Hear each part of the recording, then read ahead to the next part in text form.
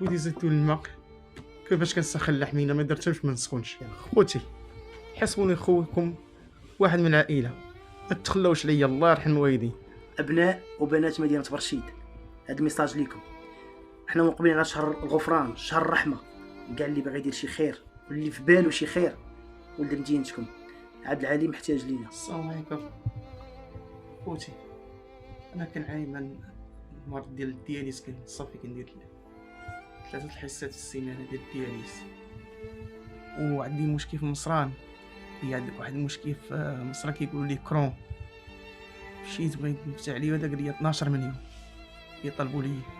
وعندي مشكل في المعيشه، عندي بنيه، وعندي مشكل ديال الكرا، كنخلص 26000 ريال شهريا والنور والضو، وعلى تزيد مصاريف ديال السبيطارات وديال الفرماسيان. هي كل سيمانه خاص تزيد دم. عندي واحد الكريات كياكلوا لي الدم. 8000 ريال الساشيه في رابعه، خاصني 4 الرابعات 5 في السيمانه، وكل زائد الكرا كنخلص 26000 ريال، كيجيني الماء والضو.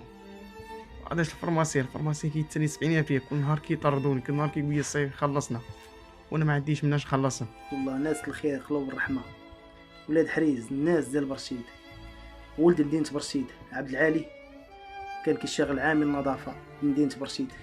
اللي بغى يدير شي خير واللي كيقلب على الناس اللي كتستحق، عبد العالي بين اذن الله اولا ثم بين يديكم.